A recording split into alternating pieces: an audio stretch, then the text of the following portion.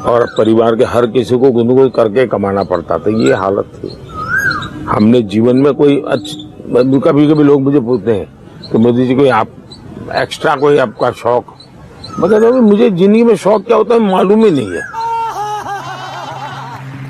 वाह क्या एक्टिंग कर रहा है। तो भैया सुना, एक दिन में 4-4 जोड़ी कपड़े बदलने वाले और देश से ज्यादा विदेश घूमने वाले मोदी जी कह रहे हैं शौक क्या होता है मुझे मालूम ही नहीं। लल्लन भैया, इसीलिए तो अब की बार जब से चुनाव का मौसम आया है तब से लोगों ने कपिल शर्मा का शो देखना छोड़ दिया, क्योंकि एक से एक नए चुटकुले तो यही लोग सुनाया करते हैं। क्योंकि मशरूम के साथ साथ दबाकर चंदा खाने वाले, नए नए कपड़े बदलकर फोटो खिंचवाने वाले, करोड़ों की कार और प्लेन में घूमने वाले अब लोगों को ये बता रहे हैं कि शौक किस चिड़िया का नाम है मुझे पता ही नहीं। भैया इसीलिए तो लोग घनघोर बेइज्जती करते हुए ये कहते हैं कि जिसकी माँ मांजती थी दूसरों के घर बर्तन, वो बेचारा दुख में घूमने जाता था अमेरिका, पेरिस, लंदन। गजब बेइज्जती है।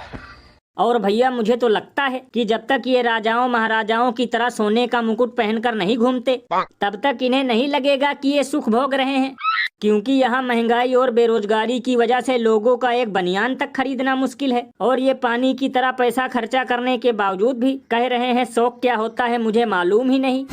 ये बिल्कुल सही कहा आपने। वैसे लल्लन भैया अगर बैठे बैठे एक बार फिर सुना देते अपनी भीख मांगने वाली गाथा तो हम लोगों के साथ साथ मणिपुर वालों का भी मनोरंजन हो जाता।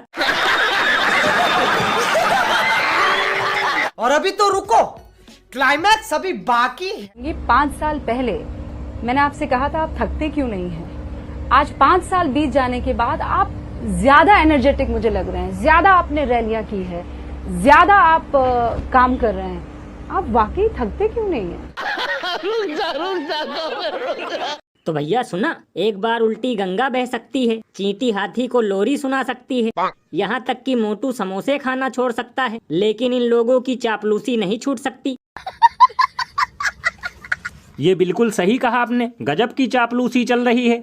इन्हें सवाल पूछना चाहिए, महंगाई कम क्यों नहीं हुई, युवाओं को रोजगार क्यों नहीं मिल रहा, किसानों की आय दोगुनी क्यों नहीं हुई, आपने फार्मा कंपनियों से चंदा लेकर लोगों की जिंदगियों से खिलवाड़ क्यों किया। लेकिन इन सब चीजों पर ये लोग कोई सवाल नहीं करेंगे, क्योंकि इन्हें तो ये जानना ज्यादा जरूरी है कि आप थकते क्यों नहीं। भैया इसीलिए तो इस पर महान कवि बाबा लपेटू दास ने कहा है कि पता नहीं पहले मुर्गी आई या अंडा, और अब जूता चाट कर साफ करना ही बन गया है मीडिया वालों का धंधा। अरे बाप रे, ये तो धोती खोल रहा है। और भैया इन लोगों को कौन समझाए कि थकने के लिए काम करना पड़ता है, और जो व्यक्ति दिन भर करोड़ों की कार और प्लेन से सैर सपाटा करता हो वो भला क्यों थकेगा।